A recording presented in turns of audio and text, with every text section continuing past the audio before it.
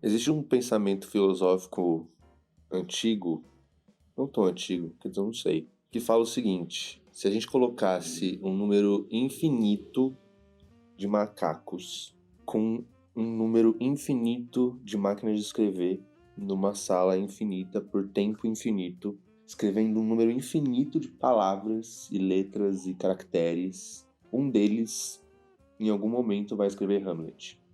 Por que eu tô falando isso? Eu já conheci esse pensamento e ele sempre foi muito utilizado como argumento contra o acaso, assim. E aí, esses dias eu tava no Twitter e eu vi um meme muito bom desse cara aqui, vou colocar na tela em algum lugar, falando o seguinte: você não entende? A humanidade é o número infinito de macacos.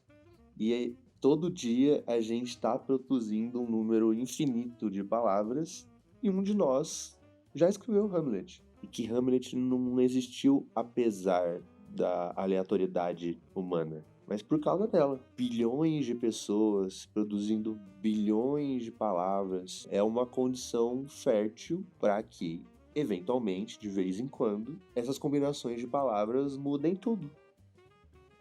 Tá entendendo o que eu tô falando?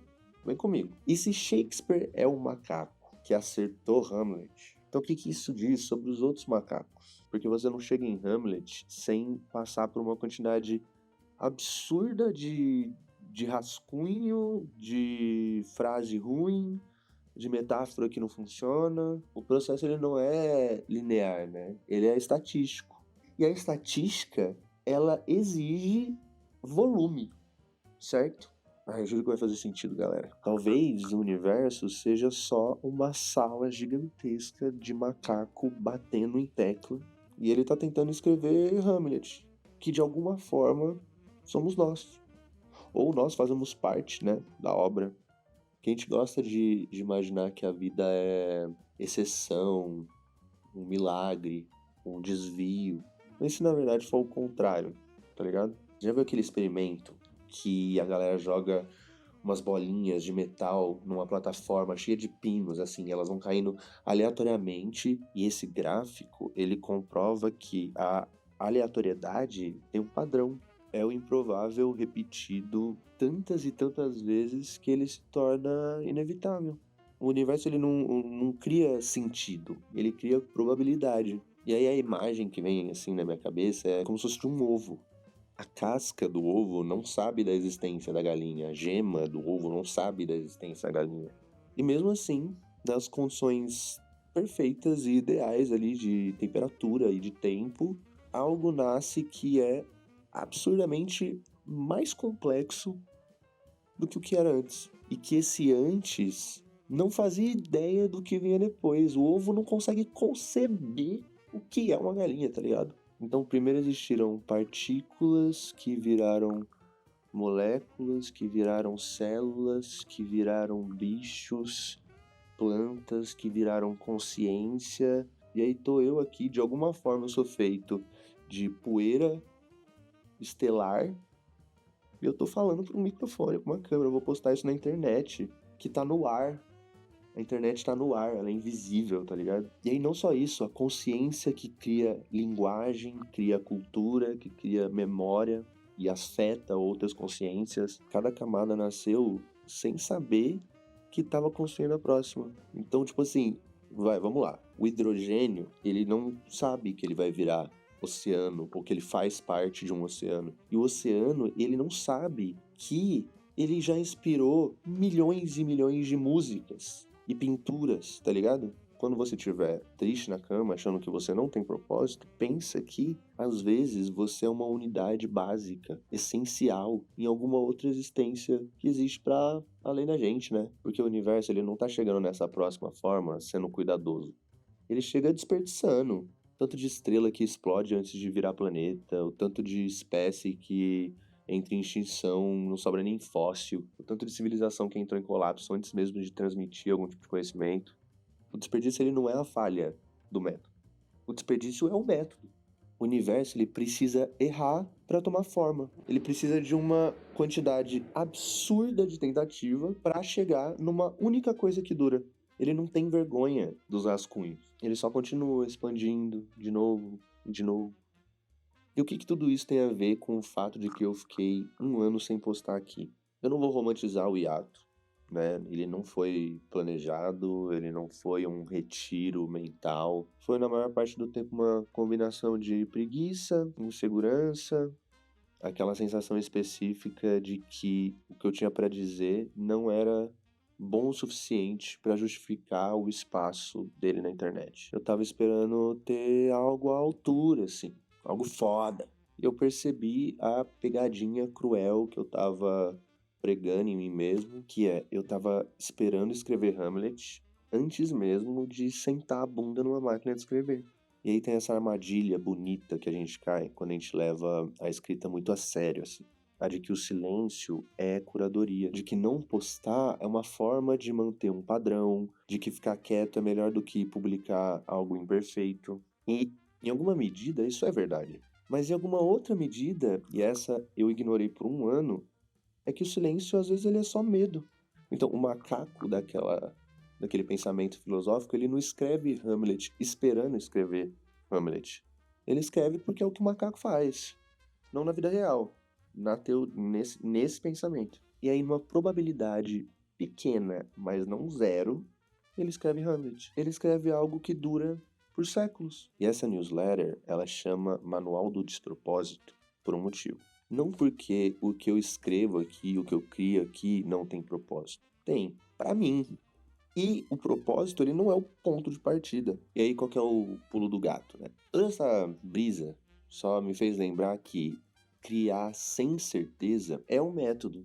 O universo funcionou assim, a evolução funcionou assim, Shakespeare funcionou assim, provavelmente. Você acha mesmo que, tipo assim, na primeira página, no primeiro ato, ele já sabia que ele estava escrevendo uma das maiores obras da literatura ocidental? Eu criei esse espaço para ser um lugar seguro, principalmente para mim. Um canto na internet onde eu pudesse soltar minhas brisas, falar dos meus traumas, falar de besteira, falar de coisa cotidiana, falar de reality show, ou simplesmente dar voz para um monte de coisa que tá passando na minha cabeça e tentar criar algum sentido nisso, ou na real destruir todo o sentido, tá ligado? Sem precisar me preocupar com briefing, sem precisar me preocupar com cliente, sem precisar me preocupar com performance. Um despropósito, literalmente, um lugar para existir sem justificar a existência. Eu acho que eu tô gesticulando muito, né? E aí o que acontece? A insegurança fez esse espaço ser o oposto para mim. Me calou, literalmente. Em vez de ser o canto onde eu podia ser feio, onde eu podia ser errado, exagerado, maluco, aí virou só mais um lugar onde eu precisava ser perfeito, onde eu precisava fazer dar certo. E pô, isso é uma merda, né? Eu sinto que eu construí uma casa, faxinei ela inteira, assim, só pra poder andar descalço nela, só que aí eu fiquei um ano parado na porta.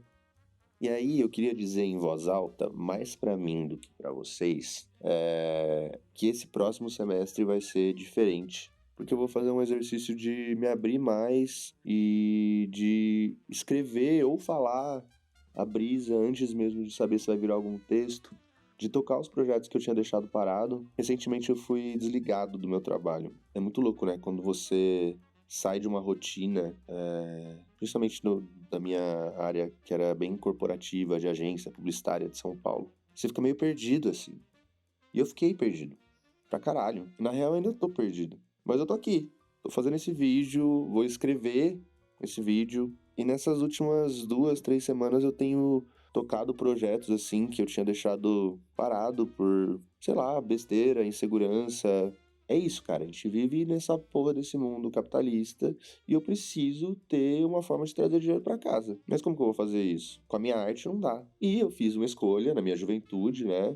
Quando eu era muito mais ingênuo, de cursar publicidade e propaganda. E é o que eu tenho diploma e é isso que eu trabalhei minha vida inteira, porque foi isso que eu escolhi quando eu tinha, sei lá, 18, 19 anos. Então é isso, eu prometi pra mim mesmo que eu não vou deixar o meu trabalho entrar no caminho das minhas paixões. E quanto mais eu puder usar as minhas paixões dentro do meu trabalho também, melhor.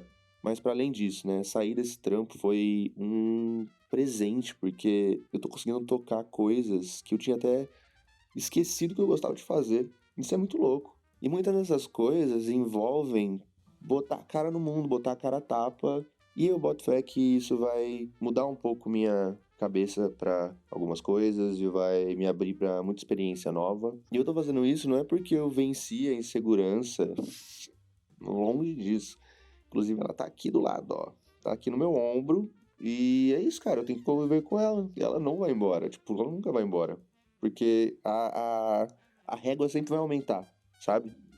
E os macacos têm que escrever mesmo assim. E eu voltei não porque eu tenho algo à altura pra dizer, né? Então é isso, mano. Eu vou errar, eu vou escrever coisa torta, eu vou falar coisa torta, eu vou mudar de opinião, eu vou publicar um texto, depois vou querer editar ele. Mas eu vou fazer, velho. Porque é isso que os macacos fazem, é isso que os átomos fizeram, e é isso que o universo, que é esse ovo infinito, não para de fazer. Há 14 bilhões de anos se expandindo até uma hora alguém escrever Hamlet. Eu posso não ser esse macaco, muito provavelmente eu não sou, mas eu não vou descobrir parado. E se você curtiu esse novo formato, comenta aí pra mim, me fala o que você achou, dá sua opinião. Você concorda? Você discorda? Vamos trocar ideia, sem brigar. É isso, galera. Obrigado pelo espaço e tamo junto. Um beijo.